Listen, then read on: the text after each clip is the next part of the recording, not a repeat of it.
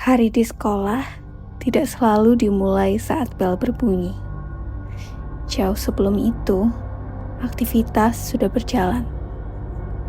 Ada banyak hal yang terjadi sebelum jam belajar benar-benar dimulai. Di kota yang sama, di bawah sistem yang sama, mereka patuh pada satu hal yang sama, sebuah bel. Bel yang tidak pernah menanyakan berapa upah mereka. Bel yang tidak pernah memedulikan seberapa lelah malam sebelumnya. Bel yang berbunyi tanpa menunggu kesiapan siapapun. Kalian sudah mengerti perjuangan Prabowo Gibran? Sudah mengerti? Kita akan kasih makan siang untuk semua anak-anak Indonesia. Yang tidak setuju, mungkin sebaiknya belajar lagi.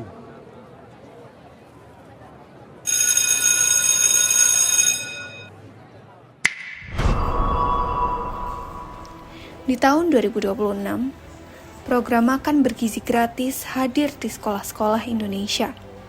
Tenaga SPPG direkrut dengan cepat dan memperoleh kompensasi yang Badan Gizi tinggi. Nasional Dadan Hindayana mengungkapkan alasan pegawai Satuan Pelayanan Pemenuhan Gizi atau SP 26 dari Rp300.000 menjadi Rp400.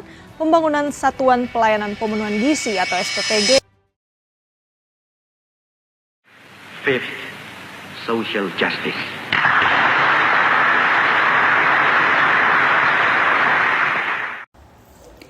Sila kelima Pancasila menjanjikan keadilan sosial bagi seluruh rakyat Indonesia.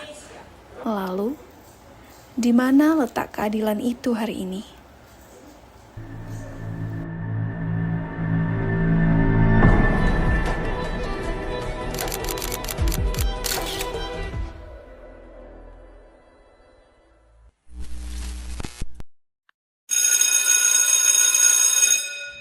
Ada pekerjaan yang hasilnya tidak benar-benar terlihat, namun justru menopang segalanya dari balik layar. Perkenalkan, nama saya Irwan Prayogo. Saya baru lulus tahun kemarin. Untuk di MBG sendiri saya sudah 3-4 bulan bekerja. Untuk tempatnya saya di Danau Tonden.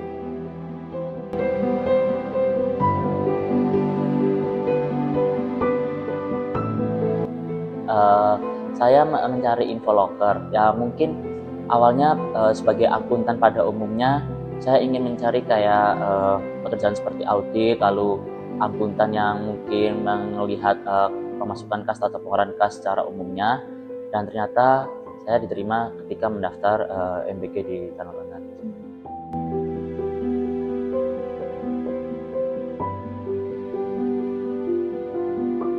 Mungkin sebelum ketika pada hari H pekerjaan saya mulai, mungkin saya mengecek terlebih dahulu pada hari sebelumnya apakah data sudah terekam dengan baik dan benar. Lalu setelah melihat data pada hari sebelumnya, ya sudah dimulai perekapan data agar selisih kas itu tidak selisih, kan harus seimbang akuntan neraca seperti itu, dan melakukan penyataan laporan keuangan. Ketelitian bukan sekedar tuntutan profesi baginya, melainkan satu-satunya cara untuk memastikan bahwa setiap rupiah yang mengalir melalui sistem ini dapat dipertanggungjawabkan sepenuhnya. Ruang-ruang kelas yang terasa hidup bukan karena fasilitasnya, melainkan karena sosok yang berdiri di depannya. Perkenalkan, nama aku Amalia Marta Faiza. Aku sebagai salah satu guru honorer di salah satu SD negeri di Kota Malang. Sebelumnya itu mengajar sebagai guru kelas di kelas 4, wali kelas 4. Jadi untuk mengajar seluruh mata pelajaran. Nah, untuk di SD sendiri, guru kelas itu mengajar semua mata pelajaran kecuali pelajaran agama dan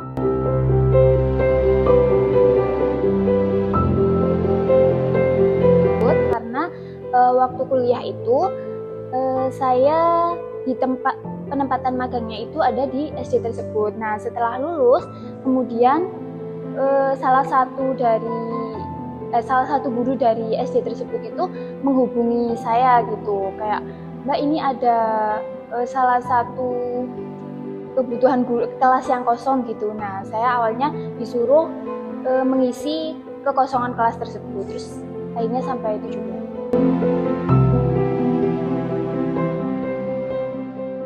Arti guru itu menurut aku sumber ilmu kali ya. Mungkin bukan satu-satunya sumber ilmu, karena kan pastinya belajar itu atau ilmu itu bisa didapat dari mana saja, dari luar sekolah, dari lingkungan atau dari mana saja. Tetapi menurut aku kalau seorang siswa hanya mendapatkan ilmu atau pengajaran itu hanya dari misalkan dari internet saja, tidak dibarengi sama penyampaian dari guru atau pendalaman oleh guru, itu mungkin tidak sepenuhnya berhasil gitu. Pernyataan yang sederhana, namun di baliknya tersimpan sebuah keyakinan yang ia pertahankan setiap hari, bahwa kehadirannya di ruangan itu benar-benar berarti. Keduanya mengakhiri hari dengan cara yang berbeda. Namun, ada satu hal yang keduanya tanggung bersama. Sesuatu yang jarang disadari oleh mereka yang hanya mendengar bunyi bel itu, tanpa pernah bertanya apa yang tersimpan di baliknya.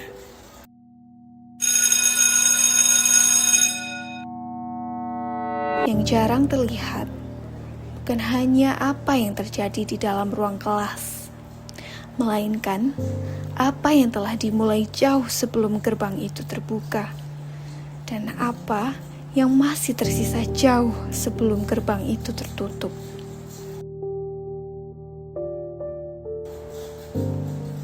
Dan di ruang yang berbeda, dengan beban yang tidak jauh berbeda, hari itu juga telah dimulai lebih awal dari yang seterusnya.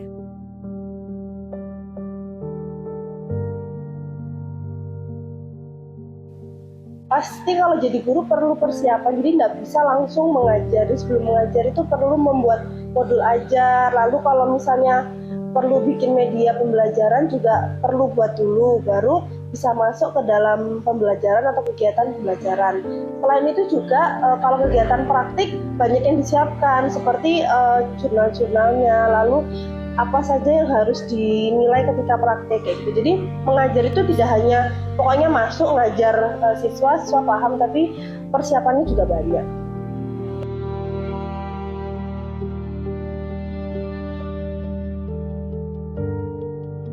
Yang paling menguras itu planningnya ya, merencanakan kira-kira gimana caranya di kelas itu anak-anak tidak bosan, ilmunya bisa sampai tapi dengan cara yang menyenangkan, seperti itu.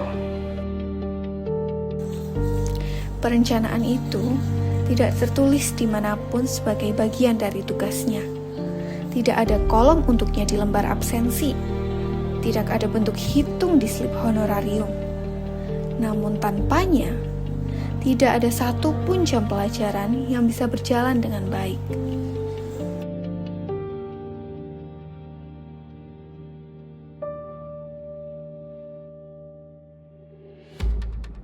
Untuk saat ini saya masih yang guru honorer, masih belum tetap di yayasan. Itu kebijakan dari sekolah sendiri, dari kepala sekolah juga. Kalau sudah dalam batas masa dinasnya itu kurang lebih 10 tahun kalau nggak salah, itu baru bisa masuk di guru tetap yayasan. Iya, setahu saya seperti itu.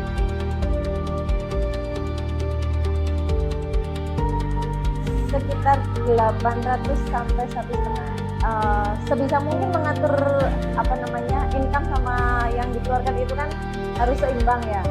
Pintar-pintarnya juga sih kita mengelola keuangan itu. Angka yang ia sebutkan begitu saja, seolah sudah lama ia terima. Walaupun di kota yang sama, angka itu bahkan belum menyentuh batas kelayakan yang ditetapkan oleh negara. Mereka adalah informal worker yang bekerja penuh, namun tanpa kepastian status yang melindungi mereka.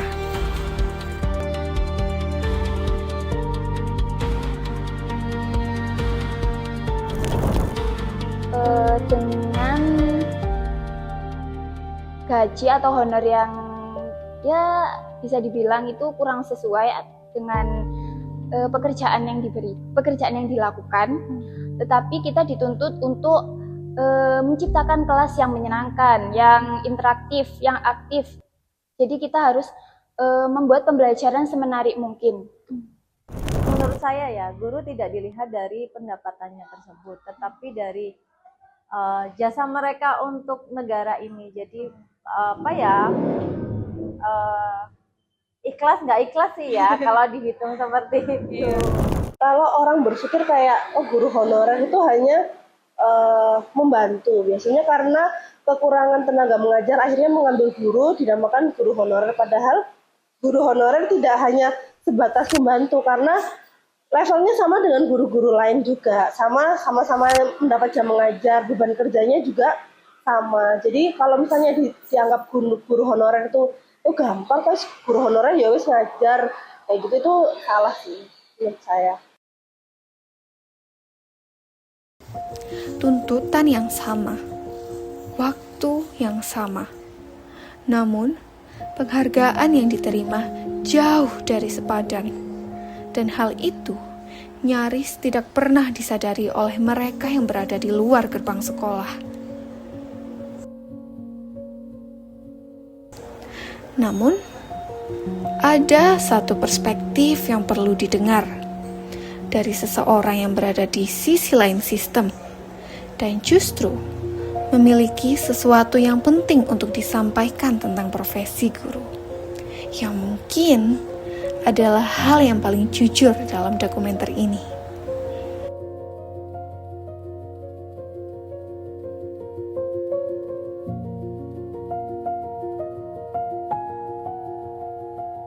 Mungkin mandorkan makanan itu juga salah satu faktor untuk menunjang efektifnya anak-anak untuk bisa belajar di sekolah. Namun pada akhirnya yang terpenting adalah garda depannya adalah guru-guru. Guru-guru mungkin harus disetarakan dari awal fondasinya, karena untuk menjadi guru PNS saja tahapannya itu panjang. Mungkin karena saya juga orang tua saya juga guru,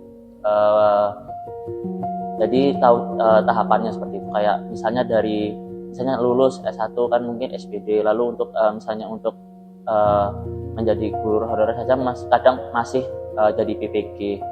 Lalu setelah menjadi PPG mungkin masih ngajar lagi di tempat lain, sekolah lain, lalu untuk baru bisa daftar ASN, seperti itu sih. Justru ia yang menerima lebih, yang paling lantang berbicara tentang mereka yang menerima jauh lebih sedikit. Ia memahami betul panjangnya jalan yang harus ditempuh sebelum sampai pada angka yang bahkan belum sepadan. Kalau misalnya pada bidangku sendiri, untuk akuntan sendiri itu ya mungkin pada umumnya hanya butuh ketelitian. Tapi kalau misalnya untuk pada sektor lain, pegawai SPG-nya itu sendiri, mungkin mereka harus datang bangun lebih pagi dalam menyiapkan makanan. Gitu sih. Mungkin itu juga sudah hal umum sih. Mereka bangun lebih pagi. Mereka bekerja dengan teliti, dalam skala yang berbeda, dengan tekanan yang berbeda. Keduanya berdiri di garis terdepan public service yang sama. Dokumenter ini bukan soal siapa yang lebih berjuang, melainkan tentang sistem yang seharusnya menghargai keduanya secara adil. Namun, empati saja tidak cukup untuk menggambarkan seberapa jauh kesenjangan ini. Perlu ada angka yang berbicara, dan perlu ada sejarah yang menjelaskan mengapa ini bukan masalah baru. Upah minimum Kota Malang tahun 2026 ditetapkan sebesar Rp3.736.100. Sementara itu, berdasarkan survei Dompet Duafa dan IDEAS, tahun 2024, sebanyak 74,3% guru honorer di Indonesia masih menerima upah di bawah 2 juta rupiah per bulan. Bahkan 20,5% diantaranya hanya menerima di bawah 500 ribu rupiah. Inilah yang disebut wage gap. Dan dari seluruh angka itu, guru honorer berada paling jauh di bawah. Bahkan di bawah batas kelayakan yang ditetapkan negara sendiri. Dan di bawah profesi yang belum genap setahun berdiri. Sistem pendidikan Indonesia telah mengandalkan guru honorer sejak era Orde Baru sebagai solusi cepat untuk mengatasi kekurangan tenaga pengajar. Dari bilik bambu hingga laboratorium komputer, dari papan kapur hingga layar sentuh. Wujud fisik sekolah telah berubah. Namun, satu hal hampir tidak berubah, yaitu ketidakpastian status dan upah guru honorer. Peraturan Pemerintah Nomor 48 Tahun 2005 tentang pengangkatan tenaga honorer merupakan bentuk pengakuan negara atas keberadaan mereka. Akan tetapi, lebih dari 2 dekade kemudian, lebih dari 700.000 orang masih menunggu pengakuan tersebut diterjemahkan ke dalam angka yang layak di slip gaji mereka. Wajah yang berubah, ruang kelas yang berubah, teknologi yang terus berubah. Namun, satu hal yang hampir tidak bergeser selama lebih dari 3 dekade adalah pertanyaan tentang keadilan bagi para guru honorer. Data Kemendikbud 2022-2023 mencatat lebih dari 700.000 guru non-ASN masih aktif mengajar di seluruh Indonesia dalam sistem yang sama dengan janji yang sama yang hingga kini masih menunggu untuk ditepati.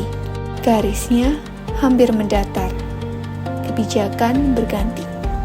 Nama program berganti. Namun, jumlahnya nyaris tidak berkurang. Karena mereka masih dibutuhkan. Dan karena selama ini, mereka masih bersedia hadir meski dengan imbalan yang belum pernah benar-benar sepadan. Setelah semua yang telah terungkap, pertanyaan yang sesungguhnya bukan lagi tentang mengapa sistemnya berjalan seperti ini, melainkan tentang mengapa mereka memilih untuk tetap bertahan di dalamnya.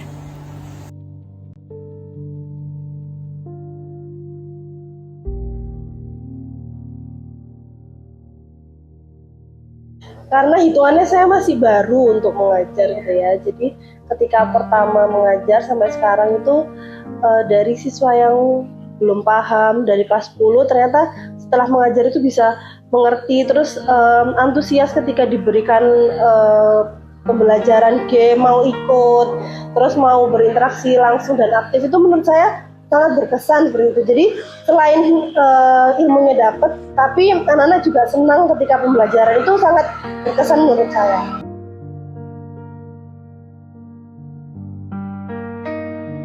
Yang membuat saya bahagia yaitu ketika siswa-siswa atau peserta didik itu mendapatkan nilai yang bagus, dapat memahami materi dengan baik gitu, dan yang membanggakan atau hasilnya itu memuaskan sesuai dengan yang diajarkan selama ini.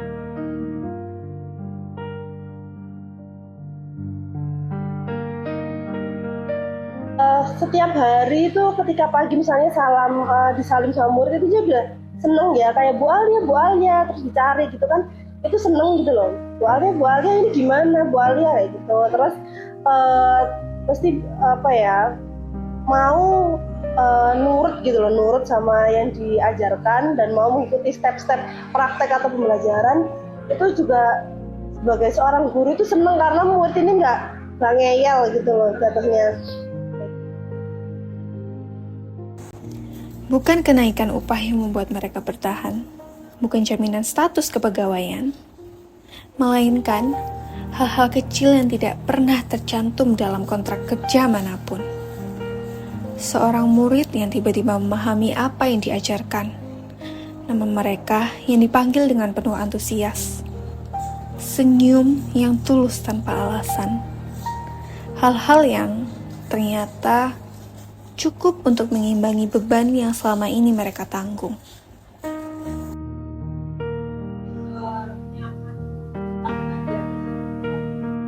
Lingkungannya juga, walaupun kalau dilihat mungkin gaji gitu ya, tapi lingkungannya lingkungan dari guru-guru, teman sejawat itu juga menyenangkan. Terus dari murid-murid juga ya namanya murid kan pasti ada nakalnya ya, cuman tidak semua nakal, dan nakalnya masih wajar gitu, nakal-nakal anak-anak masih muda kayak gitu.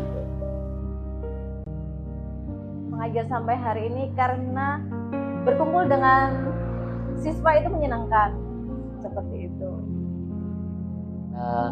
Untuk menjalani ya untuk menghidupi kehidupan saya sendiri dan juga orang tua saya sendiri. Ya pada akhirnya kan memang kita harus menyelesaikan pekerjaan tersebut. Alasan mereka berbeda-beda. Namun, semuanya bermuara pada satu hal yang sama, bahwa mereka ini memiliki makna yang tidak bisa diukur dengan angka. Bahkan, ketika sistem belum mampu menghargainya dengan selayaknya.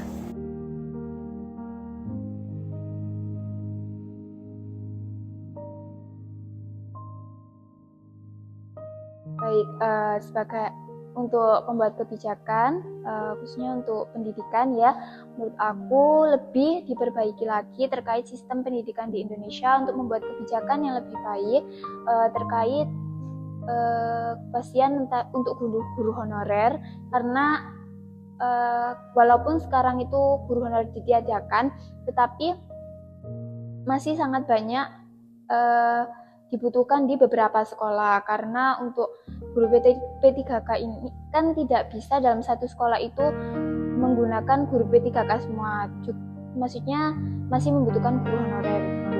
Jadi perlu diperbaiki terkait sistemnya, terkait pemberian gajinya, dan intinya tentang kesejahteraan guru.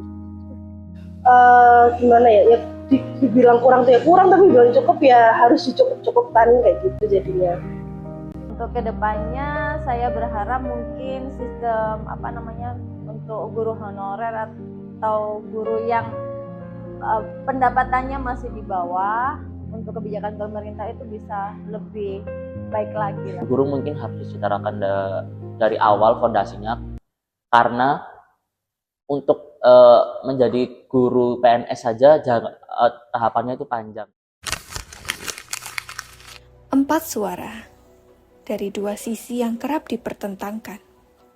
Namun keempatnya menyuarakan hal yang sama, bahwa sistem ini perlu berbenah, bukan karena mereka telah kehilangan harapan, melainkan karena mereka masih cukup peduli untuk memperjuangkannya.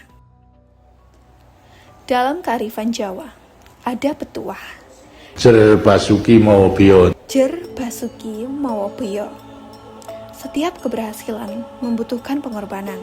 Mereka sudah berkorban bertahun-tahun, setiap hari, sebelum bel pertama berbunyi hingga setelah bel terakhir berdenting. Ada juga falsafah. Sopo temen bakal dinemu. Siapa yang bersungguh-sungguh akan menemukan jalannya. Mereka telah menjalaninya dengan sepenuh hati. Ketiadaan keadilan itu bukan cerminan dari kurangnya kesungguhan mereka, melainkan karena sistem belum cukup bersungguh untuk mereka.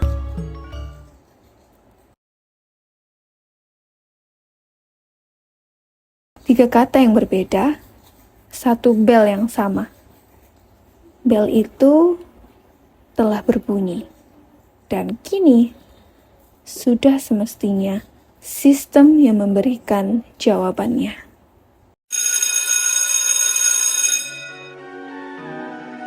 Perkenalkan, nama saya Scarlett Kusuma.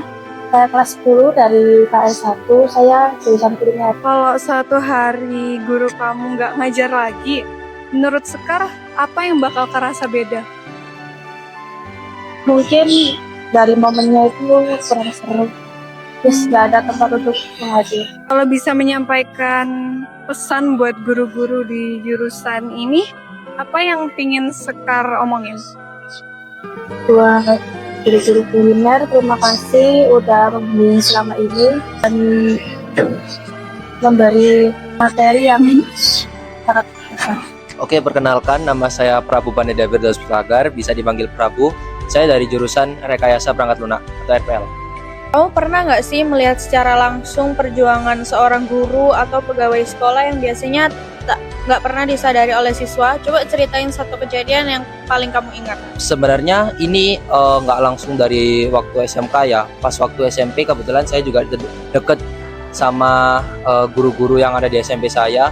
Jadi waktu itu jam 5, jam 4 itu banyak guru-guru tuh yang masih ada di sekolah karena lagi betulin modul, lagi benerin modul, lagi bikin modul, terus lagi mempersiapkan kayak materi-materinya, terus lagi mempersiapkan properti-properti. Barangkali nanti waktu kita mempelajari materi tersebut ada game interaktifnya atau seperti apa kayak gitu. Jadi apa sih arti pendidikan bagi hidupmu secara pribadi? Arti pendidikan dalam hidup saya itu karena pendidikan itu sangat penting. Jadi kita itu gak lepas dari namanya belajar. Dari bayi kita juga sudah belajar cara berbicara, cara berjalan, terus gimana kita interaksi dengan orang lain juga kayak gitu. Satu kata buat guru-guru di sekolah ini. Terima kasih.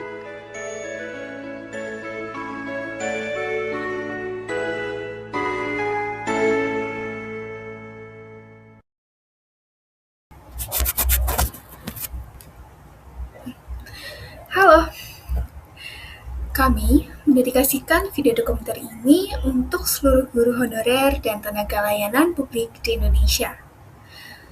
Mereka yang setiap harinya hadir dengan penuh dedikasi, meski belum sepenuhnya mendapatkan penghargaan yang sepadan. Semoga karya sederhana ini dapat menjadi bagian kecil dari perjalanan panjang menuju keadilan yang sesungguhnya. Dan kami 5. Lintas Isu Advokasi mengucapkan terima kasih yang sebesar-besarnya kepada seluruh narasumber yang telah mempercayakan cerita dan pengalamannya kepada kami. Keberanian kalian untuk bersuara adalah jiwa dari dokumenter ini. Kami percaya bahwa setiap isu layak untuk didengar, setiap suara berhak untuk disampaikan, dan setiap perubahan dimulai dari keberanian untuk peduli.